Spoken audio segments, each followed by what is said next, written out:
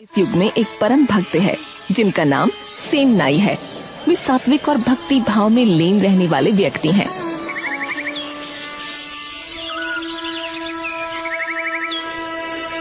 आज केश कुछ बढ़ गए हैं। द्वारपाल, जाओ और तुरंत सेन नाई को बुला कर लाओ। उनके हाथ की सफाई के बिना हमें चैन नहीं मिलता। जो आज्ञा महाराज, मैं अभी उन्हें संदेश पहुंचाता हूँ। सेन नाई केवल राजा की सेवा करते हैं। राजा के बालों को काटना उनका विशेष अधिकार और कर्तव्य है। सेन नाई अपना सारा समय ईश्वर की भक्ति और राजा की सेवा में ही व्यतीत करते हैं। एक दिन सेन नाई के मन में भक्ति की तीव्र इच्छा जागी और वो कथा सुनने के लिए व्यास जी के पास जा पहुँचे। कथा के बीच में व्यास जी गीता के गूढ़ रहस्य के बारे में बताने लगे। सज्जनों, गीता में भगवान श्री कृष्ण स्वयं कहते हैं, नारायणम चा नराधिपम, अर्थात मानवों में जो राजा है वो मेरा ही स्वरूप है। जहाँ कहीं भी न्याय प्रिय राजा है वह साक्षात मेरा ही प्रतिनिधि है। इसी प्रकार राक्षसों में मैं भक्त प्रहलाद हूँ। संपूर्ण सृष्टि के कण कण में मैं ही समाया हुआ हूँ। ओ, तो ये सत्य है। भगवान ने स्वयं ये बात कही है। इसका अर्थ है कि मैं जिनकी सेवा करता हूँ वे राजा ही मेरे ठाकुर जी हैं।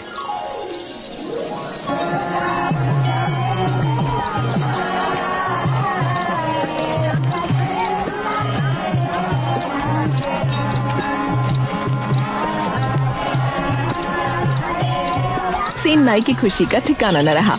उनके मन में ये भाव बैठ गया कि उन्हें अपने ठाकुर जी मिल गए हैं। अब तक मैं जिसे मात्र अपना कर्तव्य समझ रहा था वो तो साक्षात प्रभु की सेवा है। अब मैं अपने राजा की सेवा और भी प्रेम से करूंगा। अब सेन नाई जब भी राजा के पास जाते तो केवल हजामत नहीं करते बल्कि साक्षात भगवान समझकर उनके हाथ पांव दबाते, सिर की मालिश करते और पूरे प्रेम से उनकी सेवा में लीन हो जाते। राजा भी उनकी इस निस्वार्थ सेवा और दिव्य प्रेम को देखकर चकित रह जाते। हे प्रभु, आप राजा के रूप में मेरे सामने हैं। ये मेरा सौभाग्य है। इस अलौकिक अनुभव के बाद सेन जी का जीवन बदल गया। अब वे सप्ताह में केवल 1-2 दिन राजा की सेवा करते और शेष समय भक्ति में बिताते। एक दिन हरि कथा सुनते समय व्यास जी की एक बात ने उन्हें गहरे चिंतन में डाल दिया। भक्तों, याद रखना कि बिना गुरु के ठाकुर जी की प्राप्ति संभव नहीं है।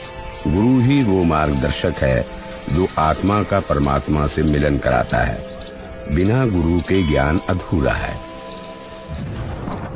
प्रभु व्यास जी सत्य कह रहे हैं। राजा के रूप में मुझे मेरे ठाकुर जी तो मिल गए, परंतु उनके चरणों तक पहुंचने का सही मार्ग दिखाने वाला गुरु कहाँ मिलेगा? मुझे अब गुरु की खोज करनी होगी। अरे सेन जी, आप इतने चिंतित क्यों हैं? यदि आप सच्चे गुरु की खोज में हैं, तो काशी चाहिए। वहाँ साक्षात ज्ञान के पुंज श्री रामानंदाचार्य जी महाराज विराजमान हैं। उनकी शरण में जाइए, वे ही आपको सही दिशा दिखा सकते हैं। हाँ, आपका बहुत आभार। अब मेरा मार्ग स्पष्ट है। मैं अभी काशी के लिए प्रस्थान करूंगा।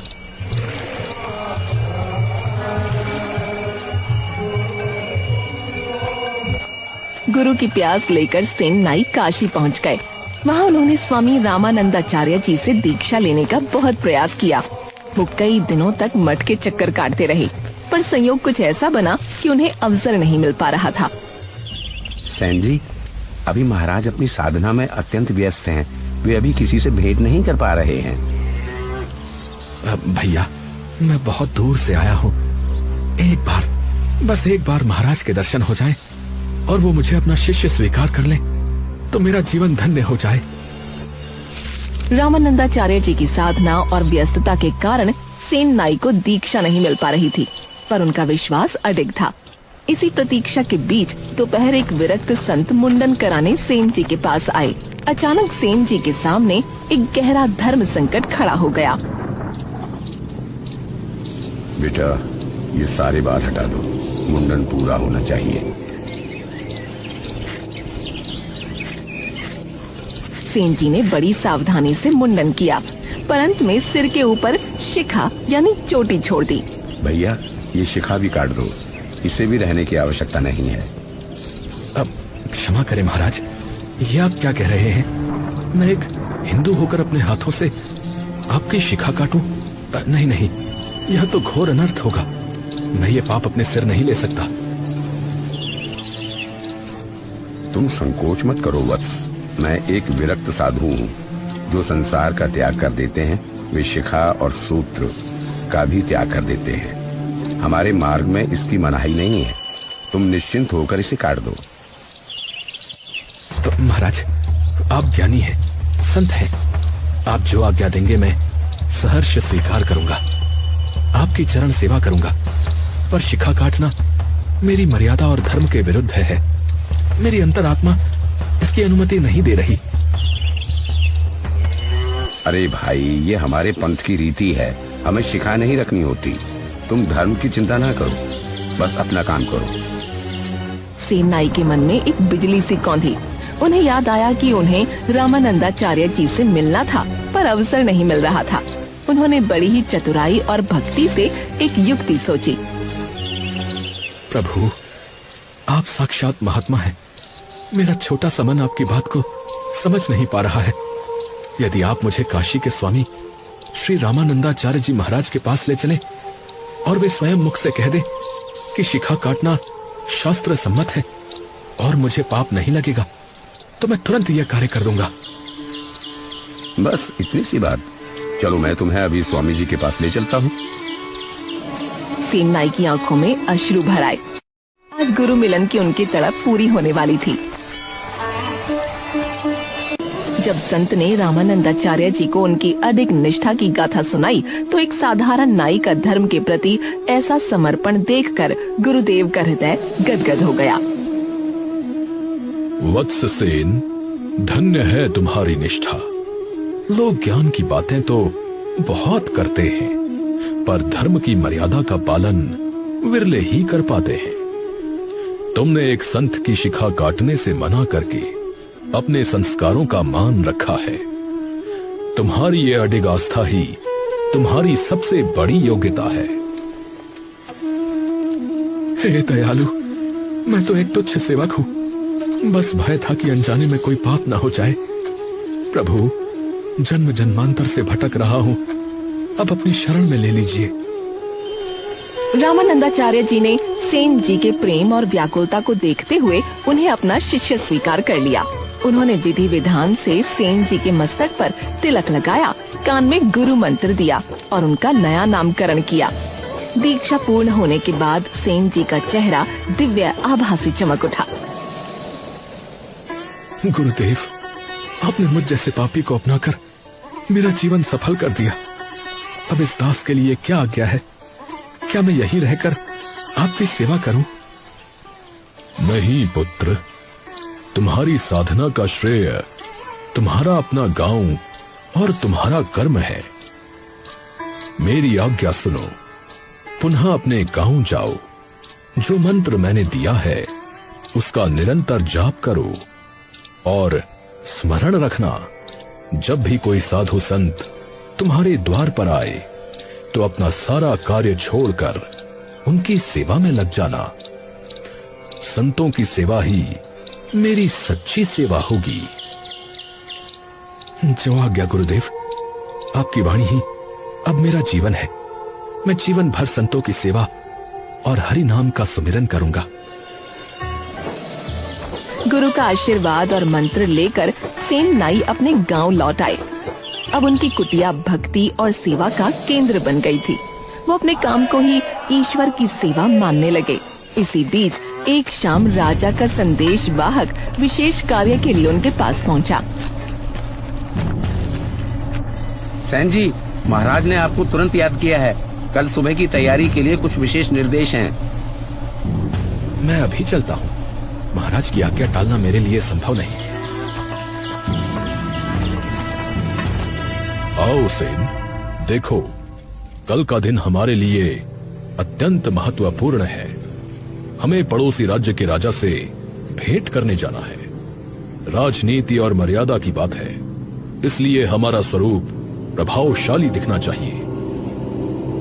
महाराज, आपकी सेवा के लिए यह दास सदैव तत्पर है।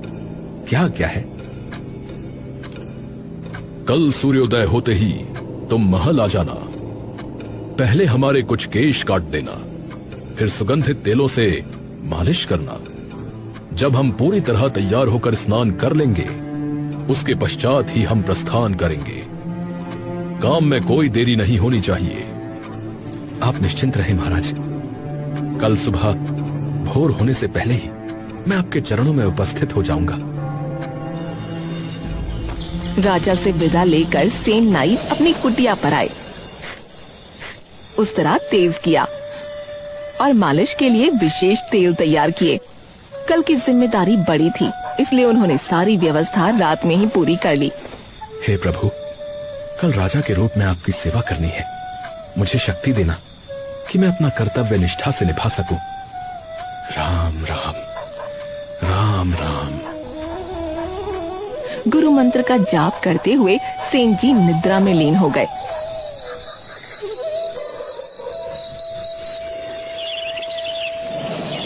सुबह आंख खुली तो द्वार पर अयोध्या के संतों की टोली खड़ी थी। संतों का दिव्य दर्शन पाते ही वो राजा का काम भूल गए और उन्हें गुरुदेव की आज्ञा याद आई। 100 काम छोड़कर पहले संतों की सेवा करना। हे संतों, हे प्रभु के प्यारों, मेरा अहो भाग्य जो आप मेरे द्वार तक आए। कृपा करके इस दीन की कुटिया को पावन करें। आप सबके चरणों की सेवा के बिना ये जीवन व्यर्थ है। वत्स, हमें तो आगे जगन्नाथपुरी की ओर प्रस्थान करना है। हमारे पास समय अल्प है। महाराज, भूखे पेट भक्ति नहीं होती। प्रभु भी दुखी होंगे यदि उनके भक्त मेरे द्वार से रिक्त चले गए। बस थोड़ा सा समय इस दास को भी दीजिए। सेन नाई राजा के पास जाने की बात पूरी तरह विस्मृत कर चुके थे। उन्होंने अपनी पत्नी को साथ लिया और पूरे उत्साह से संतों की सेवा में जुट गए। स्वामी, आज तो साक्षात अयोध्या हमारे घर उतर आई है। मैं जल्दी से रसोई तैयार करती हूँ। आप महापुरुषों के चरण पखारें।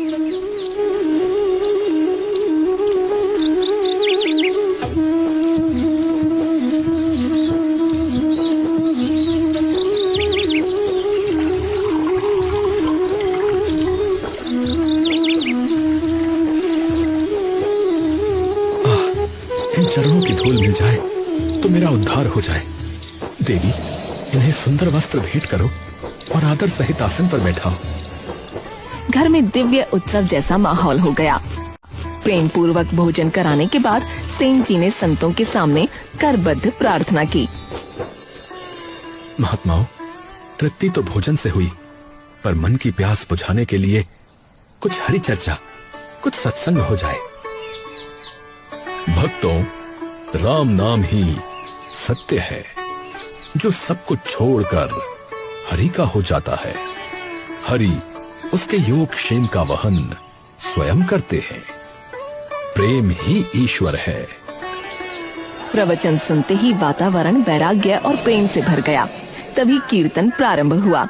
श्री राम जय राम जय जय राम, श्री राम जय राम जय जय राम। सेन नाई और उनकी पत्नी सुध-बुध खोकर नाचने लगे।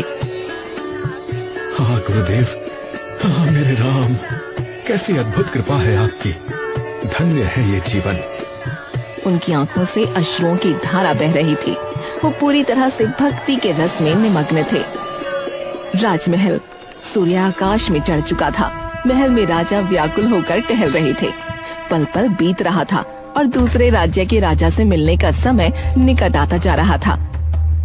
सेन नाई, जो सदा समय का पाबंद था, आज उसका कहीं अता पता नहीं था। कहाँ रह गया ये सेन? आज ही के दिन इसे देरी होनी थी। मैं यहाँ तैयार बैठा हूँ और वो नीच अभी तक महल नहीं पहुँचा। महाराज, हमने संदेश भेजा है। बस बहुत हुआ। वो समझता क्या है स्वयं को? राजा को प्रतीक्षा कराने का साहस। घोड़ा तैयार करो, मैं स्वयं उसके घर जाऊंगा। राजा क्रोध में भरकर घोड़े पर सवार होने ही वाले थे कि तभी सामने से धूल उड़ती दिखाई दी। दूर से कोई दौड़ता हुआ आता दिख रहा था। वो सेन नाई ही था जो बदहवास होकर महल की ओर भागा चला आ रहा था। अरे महाराज, महाराज क्षमा क्षमा महाराज, मैं आ गया, बस आ ही गया।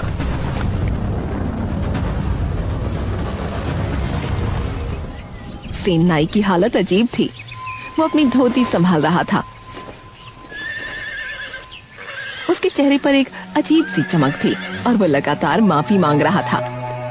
महाराज, बड़ी भारी भूल हो गई, बस एक पल की देरी और अनर्थ हो जाता। मैं अभी आपकी ऐसी सेवा करूंगा कि आप सब भूल जाएंगे। बस एक मौका दीजिए। चलो शीघ्रता करो। आज अगर कार्य में जरा भी कमी रही तो स्मरण रहे।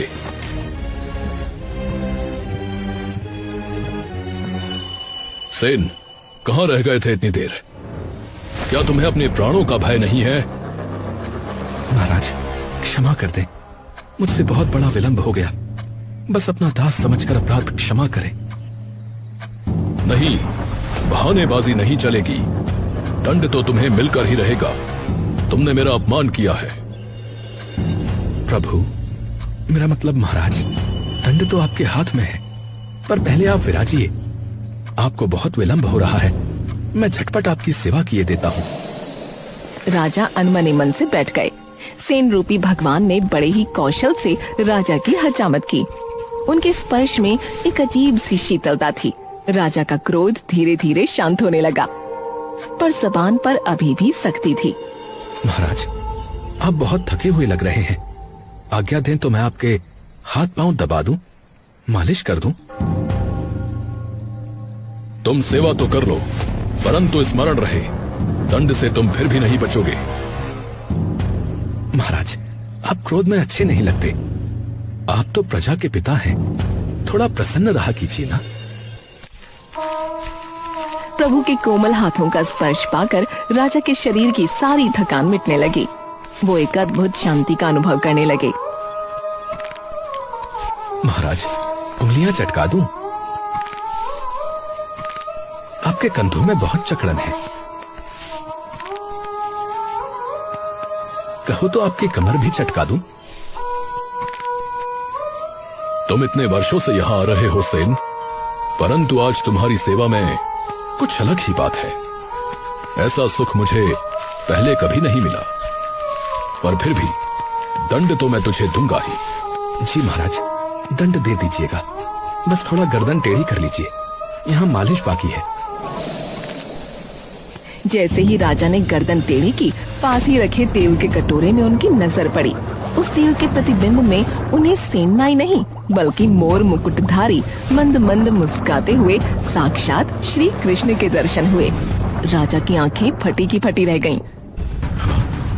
ये मैं क्या देख रहा हूँ? प्रतिबिंब में साक्षात ठाकुर जी, और पीछे मुड़कर देखो तो वही साधारण सेन नाई। राजा ने अपनी आंखें मूंद लीं।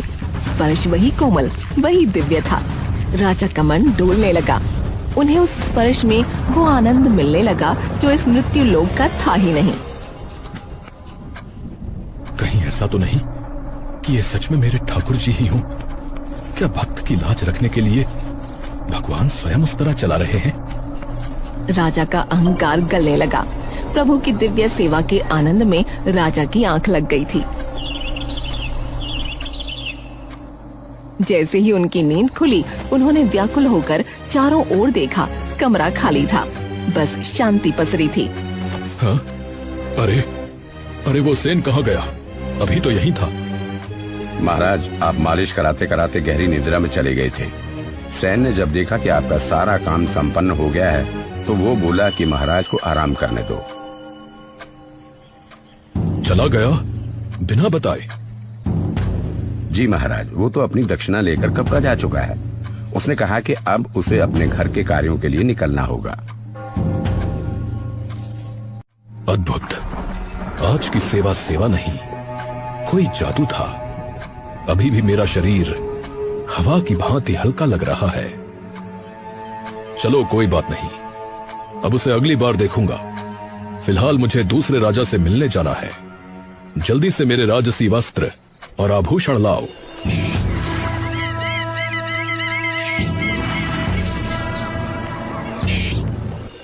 राजा तैयार होने लगे, पर उनका मन बार बार उसी स्पर्श और उस प्रतिबिंब की ओर जा रहा था।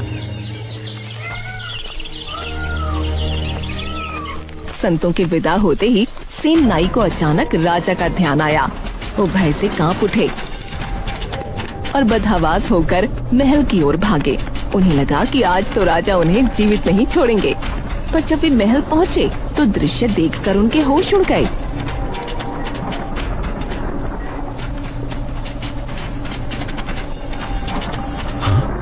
ये कैसे संभव है?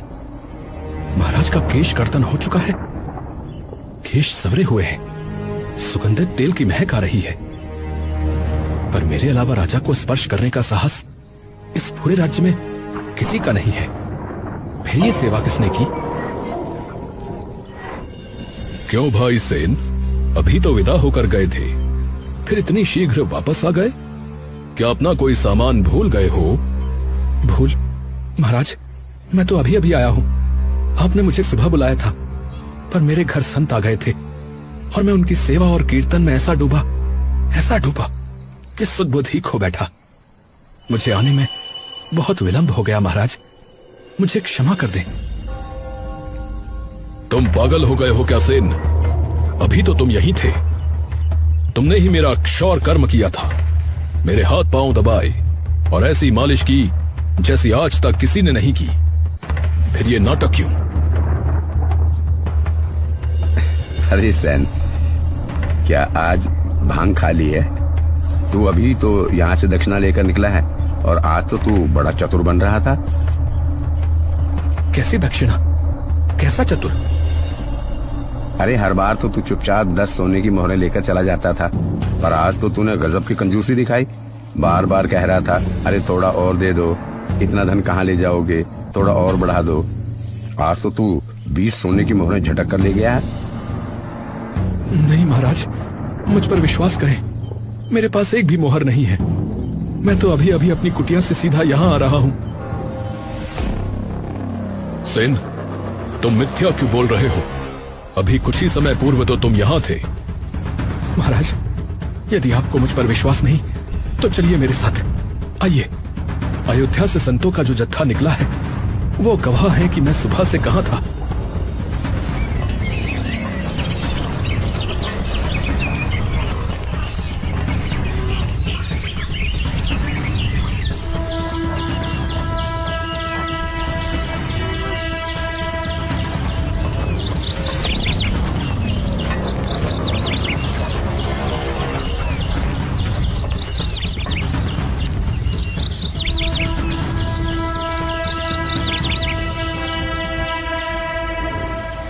राजा ने हाथ जोड़कर संतों से सत्य जानना चाहा। राजन, सैन तो सुबह से हमारे साथ थे। इन्होंने अपने हाथों से हमारे चरण पखारे, हमें भोजन कराया और फिर हम सब साथ मिलकर हरि कीर्तन में मग्न थे। सैन हमें छोड़कर एक क्षण के लिए भी कहीं नहीं गए। संतों की वाणी सुनते ही सन्नाटा छा गया। सेन नाई की आंखों से अविरल आंसू बहने लगे और राजा का शरीर कांपने लगा। तो वो तुम नहीं थे सेन? वो बिल्कुल तुम्हारे जैसा ही था, लेकिन आज मैं बार बार सोच रहा था कि वो स्पर्श इतना दिव्य क्यों है। तुमने आज तक कभी मेरी उंगलियां नहीं चटकाई थी, कभी मेरी कमर नहीं चटकाई थी, पर आज वो सब कुछ करके गया। प्रभु, मेरी लाज बचाने के लिए आपने क्या क्या नहीं किया। सेन, मुझे एक और अनुभव हुआ था। जब मैंने तेल के पात्र के प्रतिबिंब में देखा तो वहां तुम नहीं थे। वहां तो साक्षात मोर मुकुटधारी श्याम सुंदर मुस्कुरा रहे थे। मुझे लगा कि ये मेरा भ्रम है, परंतु अब समझ में आया कि वो साक्षात ठाकुर जी ही थे। धन्य है आप महाराज, धन्य है। मुझे अपने अंगों को छू लेने दीजिए, क्योंकि इन अंगों को साक्षात श्री कृष्ण ने छुआ है। जगत के स्वामी आपके हाथ पैर दबा कर गए हैं। राजा ने तुरंत सेन नाई को उठाया और स्वयं उनके चरणों में दंडवत हो गए। राजा की आंखों से भी पश्चाताप और प्रेम के आंसू बह निकले। नहीं नहीं सेन नाई नहीं, आज से आप मेरा केश कर्तन, मेरा क्षौर कर्म नहीं करेंगे और आज से आप इस कार्य को छोड़ दीजिए। हाँ, तो फिर मैं क्या करूंगा महाराज? आज से आप मेरे राजगुरु हैं। आप वो महान आत्मा हैं जिनकी भक्ति के कारण साक्षात ठाकुर जी मेरे भवन में पधारे, जिनकी कृपा से मुझे प्रभु का स्पर्श प्राप्त हुआ, वो मेरे गुरु के समान है। अब आप नाई नहीं, मेरे पथ प्रदर्शक हैं। उसी दिन से सेन नाई को राजगुरु के रूप में प्रतिष्ठित किया गया। कलयुग के इस महान भक्त के रूप में सेन नाई ने अपनी भक्ति और सेवा से सिद्ध कर दिया कि ईश्वर केवल प्रेम और श्रद्धा के भूखे हैं।